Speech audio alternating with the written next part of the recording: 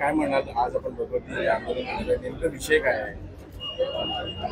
मुंबई महानगरपालिकेच्या इतिहासातील भगवती रुग्णालय खाजगीकरणाचा हा जो निर्णय आहे तो अतिशय मुंबईकरांच्या दृष्टिकोनातून, मराठी माणसांच्या दृष्टिकोनातून अतिशय खेदजनक आहे आणि त्याचा निषेध करण्यासाठी आम्ही आज इथे उपस्थित आहोत.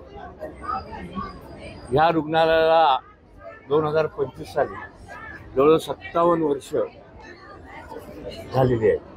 हरिलाल भगवती नावाच्या त्या गाच्या दानशूर व्यक्तीने हा भूखंड रुग्णालयासाठी दिला. 100 किलोमीटर गोरेगाव ते पालघर आता हॉस्पिटल झालेत, पण मी 70, 75, 80चा काळ सांगतो की गोरेगाव ते पालघर या 100 किलोमीटरमध्ये फारसे रुग्णालय नव्हते.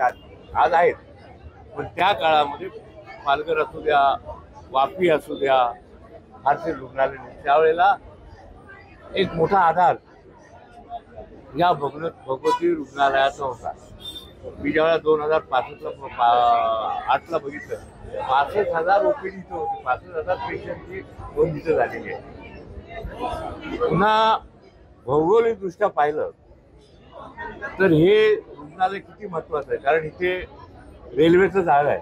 वसई असू द्या, पालघर असू द्या, ठाणे असू द्या, बोरोली असू द्या, इथे समुद्रकिनारा आहे, इथे डोंगर आहेत, आदिवासी पाडे आहेत, ठाण्यासारखा आदिवासी भाग आहे, तिथे आत्ता सुविधा होत आहेत. त्या सगळ्यांना हा आधार होता.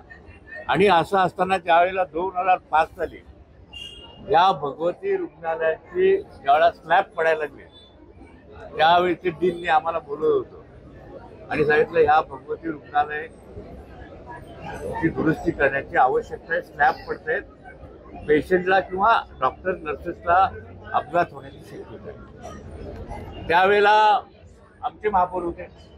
मला आठवत आहे की साधारण त्या काळामध्ये ह्या सगळ्या धरणामध्ये सुनील प्रभू आणि सुभाराव असे 2 महापौर ह्या काळामध्ये या भगवतीच्या वाटचालीमध्ये होऊन गेले. त्यावेळेला आम्ही माननीय शिवसेनेचे पक्षप्रमुख माजी मुख्यमंत्री उद्धवजींकडे गेलो आणि सांगितलं की आम्हाला केईमच्या धर्तीवर या उपनगरामध्ये बोरिवलीमध्ये हॉस्पिटल पाहिजे आणि ताबडतोब तात्काळ महापौरांना बोलवून आयुक्तांना सूचना देऊन माननीय उद्धवजींनी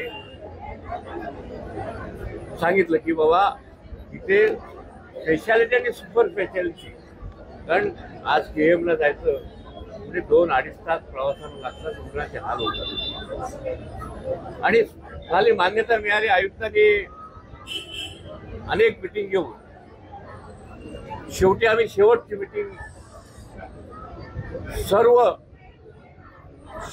पक्षीय नगरसेवक 26 ऑगस्ट 2006ला स्थायी समितीच्या सभागृहात सर्व कमिट्यांचे अध्यक्ष होते. एकच नाही, मुंबई महानगरपालिका सर्व कमिट्यांचे अध्यक्ष, सर्व अतिरिक्त आयुक्त, आमचे आर नॉर्थ, आर साऊथचे वॉर्ड ऑफिसर आणि महापौर गोपाळ शेट्टी त्यावेळेचे खासदार, या आम्ही सगळ्यांनी एक मिटिंग घेतली आणि त्या गटनेते आणि त्या मिटिंगमध्ये गटनेत्यांनी निर्णय असा घेतला की भगवती हॉस्पिटल हे 1000 खाटांचं असायला पाहिजे आणि ते 3 टप्प्यात आपण करूया. मान्यता मिळाली, टेंडर निघालं. बांधकाम 2012 साली माननीय उद्धवजी साहेब यांनी याचं भूमिपूजन इथं केलं. पहिल्या टप्प्याचं, दुसऱ्या टप्प्याचं भूमिपूजन माडेश्वर महापौरांनी केलं. काम सुरू झालं. आज जवळजवळ काम 75% काम सुरू झाले. 320 कोटी, आकडा लक्षात घ्या, 320 कोटी मुंबई महानगरपालिकेने खर्च केले. इथे नर्सेसची बिल्डिंग आहे, क्वार्टरची, डॉक्टरांसाठी राहण्यासाठी सुद्धा घरं आहेत, त्याची सुद्धा इथे प्रोव्हिजन केलेली आहेत आणि 1000 खाटा. आता हे अचानक ह्या बजेटमध्ये 2024-25च्या बजेटमध्ये 25-26च्या बजेटमध्ये आदरणीय आयुक्तांनी घोषणा केली की हे खाजगीकरणामध्ये घ्यायचं. माझा आयुक्तांना पहिला सवाल आहे की तत्कालीन जे कोणी अधिकारी होते, कमिशनर होते, चेअरमन होते, खासदार होते, आमदार होते, ज्यांचा जो प्रस्ताव सभागृहात मंजूर झालेला आहे, जो प्रस्ताव सभागृहात मंजूर झालेला आहे, तो तुम्हाला एकट्याला अशी घोषणा करण्याचा अधिकार आहे का पुन्हा सभागृहापुढे आणावा लागतो, अशी माझी माहिती आहे. एक. दुसरं आहे की अशा प्रकारच्या आरोग्य सेवा कारण नसताना खाजगीकरणाचं देण्याचा महानगरपालिकेची जबाबदारी आहे, नैतिक जबाबदारी आहे की त्यांनी जनतेला आरोग्य सेवा पुरवाव्या. ही महानगरपालिकेच्या 1888 कायद्यामध्ये प्रोव्हिजन आहे की त्यांनी महानगरपालिकेने पाणी देणं, शौचालय उभे करणे, रस्ते करणे, सेवा देणे हे महानगरपालिकेचं काम आहे. मग अशा वेळेला कुणी ह्या आयुक्तांना सांगितलं की हे खाजगीकरणाकडे आणि याचं कारण काय हे सुद्धा आम्हाला आयुक्तांकडून माहिती पाहिजे, मुंबईकरांना, आम्हाला लोकप्रतिनिधींना, की तुम्ही हे कशासाठी कुणाच्या सांगण्यामुळे केले, इथल्या एमपीच्या सांगण्यामुळे केलं. मला जाऊन येतोय आणि मी संशय जाहीरपणे व्यक्त करतो. म्हणजे आम्ही तात्कालीन मुंबई शहरातले सगळे लोकप्रतिनिधी, सगळे आयुक्त, सगळे पदाधिकारी आम्ही मूर्ख. हा 57वा वर्ष या भगवती हॉस्पिटल आहे. 2092 साली बॉम्बस्फोट झाले रेल्वे स्टेशन बोरिवलीला. ह्याच रुग्णालयाने सगळे पूर्ण वाचवले. शेकडो रुग्ण तिकडे जखमी झाले होते. अतिवृष्टी झाली 2006 का काहीतरी. त्यावेळेला सगळ्या मुंबई शहरापेक्षा सगळ्यात जास्त रुग्ण इथे होते. कोविड झाला. सगळ्यात प्रथम या भगवती रुग्णालयाचा एकही पेशंट इथं रुग्ण म्हणून लगावला नाही. अशा वेळेला इथे गरज असताना तुम्ही अशा प्रकारे टेंडर करणं हे पहिलं माझं ऑब्जेक्शन. नेहमी भगवती ऐका. दुसरं माझं ऑब्जेक्शन असं आहे की हे भगवती रुग्णालय महाराष्ट्राप्रमाणे सांगली भौगोलिक परिस्थिती आहे. जंगल आहे, रेल्वेचं जाळं आहे, एसटीचं जाळं आहे, आलक्ष्यामध्ये समुद्र किनारा आहे वगैरे वगैरे वगैरे. जर एखादा अपघात झाला तर इथे आता पैसे दिल्याशिवाय पेशंट ऍडमिट होणार नाही असं त्या कंडिशन मध्ये आहे. म्हणजे त्यांनी असं मुंबई आणि मुंबई शहर आणि उपनगरातील ज्या मुंबईकरांना इथं आरोग्य सेवा घ्यायची असेल त्यांच्याकडे रेशनिंग कार्ड असणं आवश्यक आहे. ज्यांच्याकडे रेशनिंग कार्ड नाही आहे त्यांना ही सेवा देणार नाही. म्हणजे जरा माझे वडील गावावरून आले आणि आजारी पडले तर इथे सेवा नाही आहे. मी टॅक्स पे मरणारा माणूस आहे.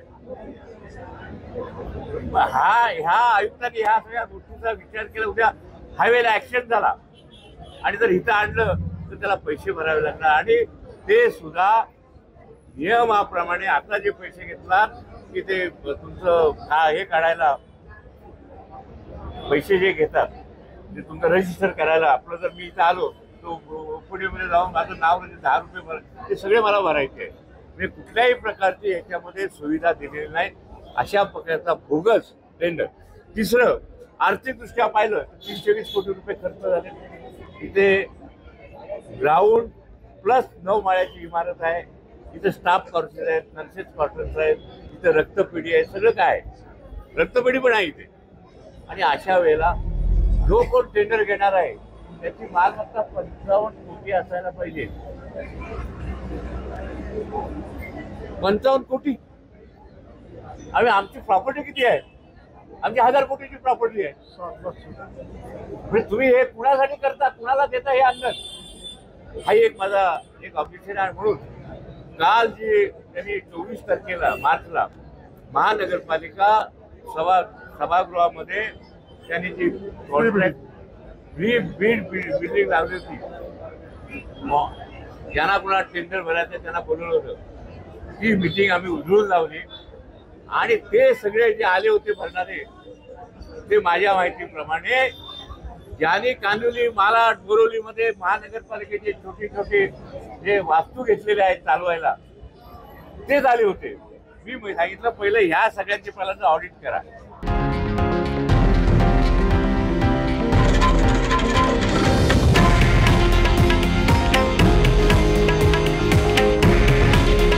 हे आहे देशातील नंबर 1 न्यूज नेटवर्क आणि आपण पाहत आहात TV9 मराठी. काळजी तुमची, हित महाराष्ट्राचं.